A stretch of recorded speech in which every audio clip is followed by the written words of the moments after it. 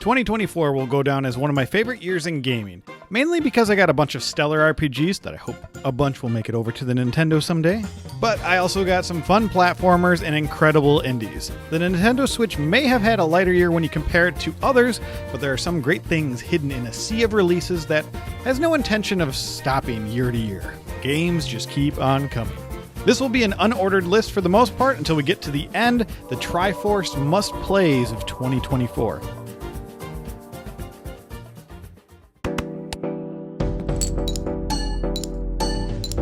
This game is a fever dream of fun and addiction. I'm actually pretty surprised it took this long to make a roguelike twist in an established card game. Poker with crazy jokers that changes the entire thought process and strategies you're used to, or not.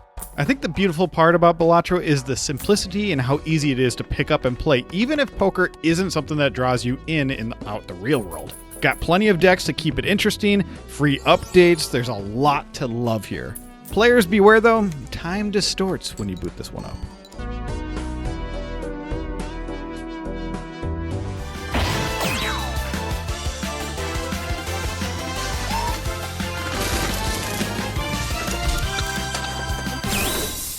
A whimsical 3D platformer that seems to be a spiritual successor to the Goemon games, this game just screams uniqueness in every way and I love it.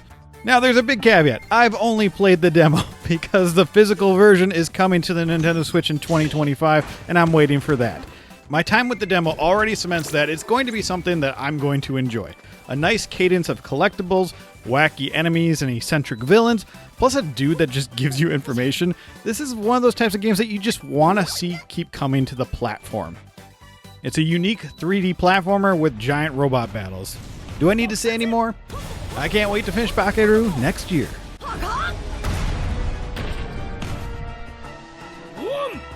2, 3. こんにちは。 One of the reasons I like the Nintendo Switch is the reprisal of older ideas into the modern age, whether that's remakes of older games in a new art style or a long dormant franchise.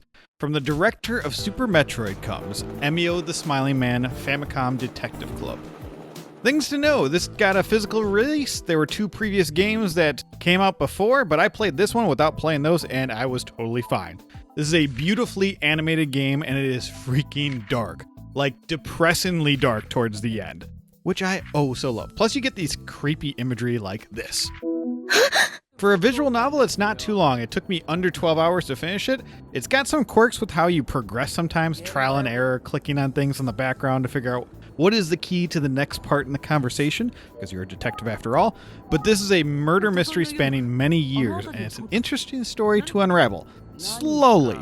And then it doubles its speed towards the end with its revelations. One of the best parts is you basically get an entire anime episode worth of a movie and cutscenes towards the end.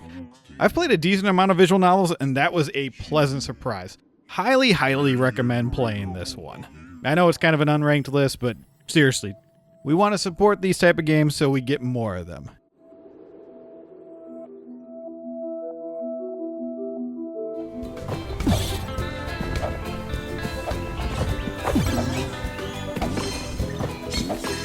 A giant heaping of Donkey Kong Country, a sprinkle of Rayman Legends, and a lump of Crash Bandicoot, and you've got this game, Nico DeRico The Magical World. Full disclosure, this developer offered me a code and I obliged because I was struck by the art style, and oh my gosh, yeah, it is beautiful, look at that. So thank you for reaching out, seeing it in motion doesn't disappoint. You'll be collecting letters, riding animals, shifting perspective, getting in barrels, and fighting a variety of bosses. Also, if you wanted more story and exposition in your platformers, this game has it, and I really like the feeling these characters give off. I do like that these interruptions to the flow of gameplay only happen on the level select screens, and can be skipped if that's not your forte at all. The controls are tight, they emphasize co-op gameplay, so that's a lot of fun. And if you're waiting for the next Donkey Kong Country, well, I think you'll find yourself right at home with this one. Also, David Wise is the composer. Extra points for that.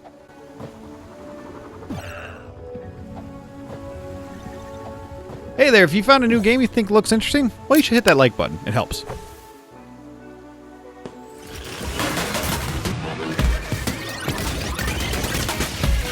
It's the roguelike take on pinball mixed with a twin-stick shooter. I thought I've seen all the permutations of the roguelike genre, but here we are. It has moments of pure magic. When the traversal kicks in with the combat and you have a build going that just works, it is a fantastic feeling. This won't be everyone's coin sinker, but if you got a hankering for something different, I think you'll find this one has that satisfying run feel when you're on fire, on a boss, and you're just a little bit away from defeating it and it beats you, and you're just like, I was almost there, I can do this. Plenty of different mechs to unlock, so balls to bounce around with it. I think you should check this one out. So go play, go Mecha Ball. You probably knew this one was going to be here, but Zelda games on the Nintendo Switch era continue to evolve and iterate on what has come before. The main attraction being finally playing as the title character herself in this multifaceted approach to puzzles while bringing back more traditional dungeons. I love the way puzzles worked in Breath of the Wild and Tears of the Kingdom, and here we are once again loving this formula. The echoes take a bit to get used to, and you'll find your favorites and start to stick to those certain few, but it's a fun time experimenting and getting to that crew that you just keep using over and over again. And the still landscape of the eerie frozen in time areas continues to be a treat all throughout the experience. Her official debut, I will call it, is worth your time.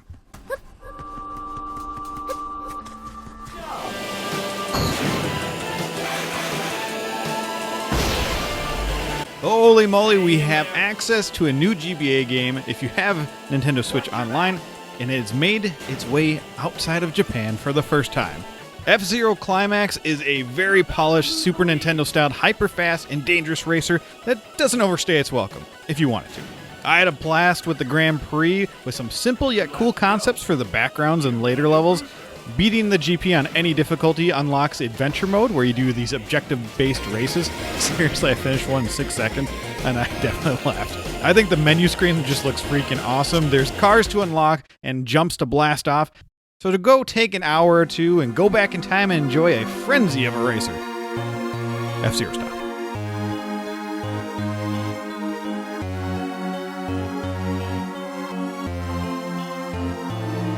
Hey, and if you want more video game recommendations and RPG content and random tidbits, well, you should stick around and help this channel grow by clicking that subscribe button. Also, I'm just going to shout out randomly Unicorn Overlord. I'm too early in to completely judge it as of time of making this video. I know I did it with Bakaru, but art style alone, worth keeping an eye on that one. Okay? On to the Tri-force of 2024.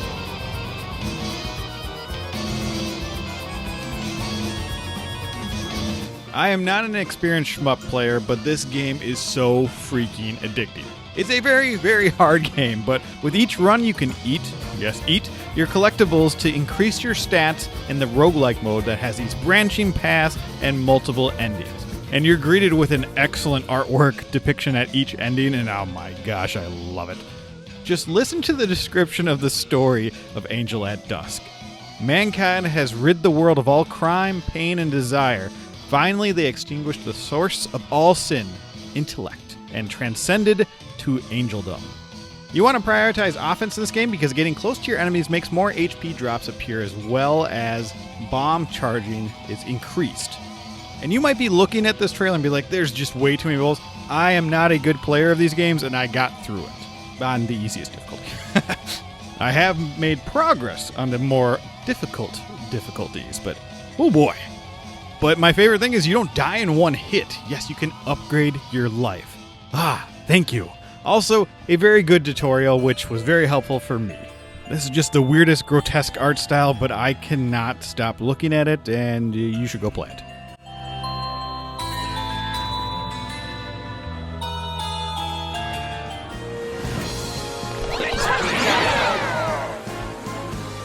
Mario Party has definitely ebbed and flowed as the years have gone on. Whether that's the quality of the boards, the gameplay, the consistency of its minigames is the only thing that I can say that has always been there. Super Mario Party Jamboree is fantastic. It might be the best Mario Party, and it is for sure the best one on the Nintendo Switch. So if you're just thinking this is any other Mario Party and you can skip it, don't. An excellent varied set of boards with easily the best version of the Bowser board in the series. It's got so many different elements, and man, Big Bowser is a big old meanie. 30 turns on that board is just wild.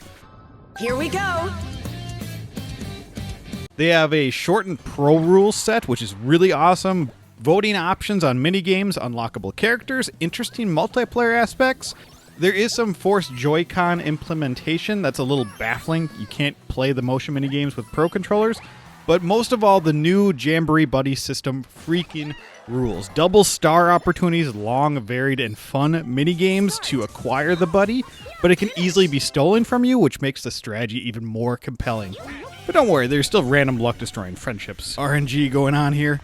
Also really like that the bonus stars increase with the amount of turns you do, so a 20 turn game will have 2 bonus stars, 30 will have 3. I think that's a simple change, but I really like it. Don't miss out on this one. Even if you have just one other person, it's worth the purchase. I dare say with this Tri-force pick of 2024, you might just be having a jamboree in your living room.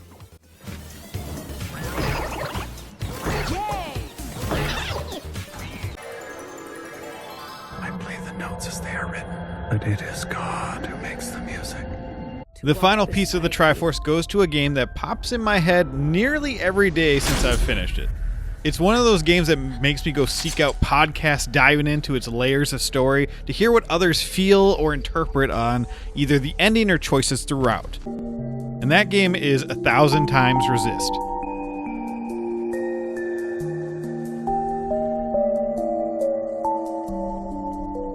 It is one of those masterclass achievements in telling a story and sprinkling in so many questions and mysteries that it keeps your hand stuck to the Nintendo Switch. I just didn't want to put it down. But I also wanted to soak in what I was seeing and experiencing, so I didn't want to rush through it. Secretary, what is this? Bodies, presumably, in the ground.